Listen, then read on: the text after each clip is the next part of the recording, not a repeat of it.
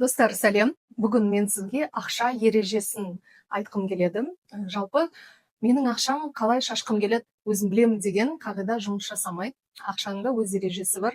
Менің көлігім қалай айдағым келеді, солай айдаймын деп сіз встречкаға шығып кетпейсіз ғой, сол сияқты. Солай встречкаға шығып кеткен көлікпен не болады? Ақшаңызды оңды солды өз басымен бүйтіп шаша берсеңіз, ол да сондай жағдайға әкеледі. Сондықтан сол кәдімгі жол жүру ережесі сияқты кәдімгі ережесін ұстанған жөн. Ол сіздің қазіргі табысыңызға және ешқалай қатысы жоқ. Кез келген табысты осы ережеге салып қолданған дұрыс. Бұл ережені мен өзімнің тәлімгерім Сайдмурат Давлатов мырзадан үйрендім, ұстазымнан. Ол кісі бізге офлайнда, біздің компанияға, командаға да обучение өткізген. Өзіңіз кітаптарын алып таныссаңыз болады. Ал кеттік, ереже. Ақша ережесі деп жазып қояйын. Ақша ережесі. Ең басында өзіңіздің суммаңызды жазасыз бұл жерге. Бізде еліміз бойынша енді 10%-ын бірден біз салыққа бөліп жинай береміз. Жылына бір рет төлейміз біздің бизнесте салықты, ай сайынғы табысымыздан 10%-ын салыққа алып қоямыз. Негізі Кийосаки, басқа да жаңа қаржылай сауаттылыққа үйрететін көп авторлар заплати сперва себе деген қағиданы ұстанады, яғни ақша түсісімен өзіңе маңызды нәрселерге сіз өзіңізге енді болашағыңызға деген ақшаны бірден алып қалуыңыз керексіз. Соңында қалғанын қалса аударам десеңіз, ол никогда ешқашан сізде қалмайды. Енді шариғат қағидасы бойынша 2,5% бұл зекет, бір жылына бір рет төлейсіз тоже. Зекетке 2,5%-ын аударып қойсаңыз болады, бөлек. Оларға бөлек счет арнап қойға болады. Біреулер әртүрлі карта, банк карталарын арнап қояды бірден. Немесе біреу енді көзқарастары әртүрлі, дегенмен біреулер депозит ашып қояды, соны бүйтіп атап қояды, мынау зекет, мынау салық, мынау басқасы деген сияқты. Және мына жерде 10% ата-анаңызға, көздері тірі болса, ата-анаңызға бірден бөлінетін ақша табысыңыз түсімен. Сіз тұрмыста болсаңыз, 5-5 ата-енеңізге және ата-анаңызға 5% бірден ақшалай аударасыз. Және бұл жалпы бөлек видеоға тұрарлық ақпарат. Егер сіз өзіңіздің жолыңыздың ашылғанын қаласаңыз, кәсібіңіздің жүргенін, өскенін қаласаңыз, міндетті түрде ата-анаңыздың көзі тірі болса, оларға табысыңыздың 10%-ын ақшалай бірден ай сайын олар сұрағанын күтпей бірден аударып тұру. Жалпы олардың батасын алып тұру әрдайым. Бұл сіздің жаңа табысыңыздың еселенуіне тікелей прям өте маңызды. Бергенде бұл ақшаны былай бермейміз. Яғни бұл міндет. Ана ақшаны бердің ғой, үстіңе неге дұрыс көйлек алмадың, или ана балаңа беріп қойыпсың мен берген ақшаны, неге үйде бірдеңе жоқ деп міндетсініп, өз берген ақшаңызды өзіңіз кейін есепке алмайсыз. Берген ақша былай беріледі ата-анаға, яғни бұл қызмет. Не істейді, қайда жұмсайды, өздері біледі. Ол сізді туып өсірген осындай позициясы, иерархиясы сізден жоғары тұратын кісілер.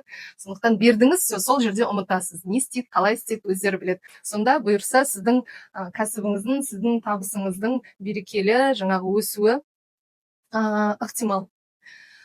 Так, енді ораламыз біздің ақша ережемізге. Сонымен біздің 100% табысымызды осы бірден, мысалы, 100%-дан азайтамыз, 10% салық. Мен өзімдікін мысалға келтірдім, сіз өзіңіздікін жазыңыз. Так, ата-ана -10 және 2,5 зекет дегенде 77,5% қалады табысыңыздан, 77,5% ақшаңызды 100% деп қайттан қарастырасыз, сол ақшаны. Енді бұл 100% сіздің уже отбасылық табысыңыз, оның енді бұның 10%-ын болашаққа деп алып қоясыз.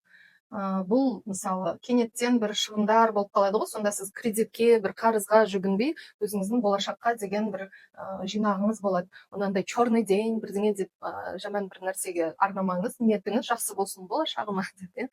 20%-ы мына жерде, егер сіздің қарызыңыз, кредитіңіз болса, несиеңіз, 20%-ын соны жабуға арнайсыз. Қарыз, кредит несие жабуға. Және қарызды қалай жабу керек тезірек, және сізден алған біреудегі қарыздарды қалай жинау керек бойынша менің видеом осы видеоның астындағы описаниедан таба аласыз, сілтеме активно, немесе жаңа жоғарыда подсказкада шығады. Міндетті түрде танысыңыздар. Және осылай 20% ақшаңызды мына қалған 77,5-тің 20%-ын қарызға жұмсап отырамыз.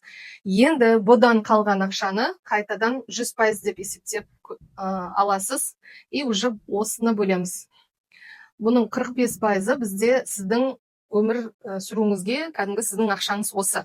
Осы жерде тамағыңыз, жүріп тұруыңыз, квартплата, комуслуга деген сияқты, общем, сіздің өміріңіз житье-бытье, өміріңізге арналған ай сайынғы кәдімгі табысыңыз. Осы табысқа сыятындай өмір сүреміз. Енді 55%-ын сіздің компанияңыздың табысы деп аталады. Енді сіз айтуыңыз мүмкін, бұл енді менің компаниям емес, менің табысым ғой деп. Бірақ сіз өзіңіздің өсуіңізді қаласаңыз, ақшаңыздың еселенгенін, жүйелі болғанын қаласаңыз, сіз мысалы бизнесте де қалай компанияның ақшасын жеп қоймау керек қой. Мысалы компанияға ақша түссе шауып барып өзіне бір керім соңғы модельдегі қымбат автокөлік алып, немесе бір коттедж соғып, сосын бизнесі жабылып қалып салынбай тұрған қаншама коттедж бар елімізде. Сондай қателіктер жібермеу үшін компания ақшасын жеп қоймау керек. Компания ақшасы қайтадан оның өсуіне, ол компанияның дамуына қайта инвестициялану керек қой. Міне осы ақша сіздің де өзіңіздің осы табысыңыздың еселенуіне кететін ақша. Көрдіңіздер, сіздің даже өмір сүруіңізге керек ақшадан да көбірек 10%-ға. Және бұның 80%-ы капитал. Құрастырасыз өзіңізге, инвестиция. Негізі осы жүйені қолданғаннан кейін бұл жерде кәдімгі инвестициялайтын құралдар өзімен өзі көкжиекте пайда бола бастайды. Рискі аздауын, мысалы халалын деген сияқты өзіңіз енді ол туралы бөлек білім алып, бөлек видеолардан танысарсыз. Бұл жерде 20%-ті сіздің арманыңыз. Ойлап қараңыз, сіздің арманыңыз мына бөлгеннен кейін ғана осы 20%-ын ғана сіз арманыңызға жинай аласыз. Және оны 2-ке бөлсек, 50-50, немесе 10-10 десек, мына 20, мынаның 50%, осы 20-ны 100 деп алсақ. Бұл ірі, үлкен армандарыңызға жинайсыз, көлік па, мысалы үй ма деген сияқты. Және мынау бір ұсақ түйек армандарыңызға. Білмеймін, может, өзіңіздің кішкене ай сайынғы бір армандарыңыз бар шығар, оған да сіздің ақшаңыз бөлініп тұрады. Басынан бір реттік табысыңыз, мысалы жалақыңыз болса, бірден осы жерге сумманы жазып, тез осылай бөліп тастаңыз, кәдімгі бір өзіңіздің бюджетіңізді жүргізетін үлкен бір қалың дәптер арнаңыз, и айма-ай жазып отырыңыз өзіңізге отчет. Соны қарағанда, мен өзім қуанам, мысалы, кәдімгі ана жерде, мысалы, мынау мұнша пайыз өсті, мына капитал былай дегенде өзіңді прям басқаша сезінесің. Және андай бар ғой, деньги любят счет деген бар, еще деньги любят тишину деген бар. Өзіңіз сол қалың дәптерде есептей бастағанда кәдімгідей жүйе пайда болады, және ойлана бастайсың, мынау сізге жетпей қалып жатады, яғни табысты өсіру керек, қосымша табыс көздерін ашу керек туралы ойланасыз. Егер де сізге қосымша табыс көздері қызықты болса, менің профилімдегі сілтемеге жазып, онлайн, мен айналысатын онлайн бизнесім бойынша тегін консультацияма жазыла аласыз. Ол сіздің қазіргі күнделікті жұмысыңызға кесірін тигізбей, параллельно дамытатын керемет онлайн бизнес, жақсы мүмкіндіктер бар. Сондай мүмкіндіктер іздей бастайсыз, және осының әрбір пайызбен ғой енді, бірақ общий ақшаңыз өсе бастағанда өмір деңгейіңізді қатты көтермей, мына жақта жақсы бір капитал құрып, армандарыңызды орындала бастайтынын байқайсыз шынымен де. Бірақ мысалы күнделікті өмір, көбінесе біз сол күнделікті өміріміздегі деңгейді көтеріп жүреміз. Қанша табамыз, сонша шашамыз деген сияқты. Сондай қатты шашпай үйренеміз. Сонда осы кәдімгі ақшаның ережесі осы бойынша 100 мың теңге тапсаңыз да, 10 миллион теңге тапсаңыз да, осы ережемен сай жүрілу керек. Сонда ақшаның берекесі болады. Егер менің видеом сізге ұнап жатса, пікір қалдырыңыз, лайк басыңыз, және менің каналыма жазылып қойыңыз. Келесі видеоларда кездескенше.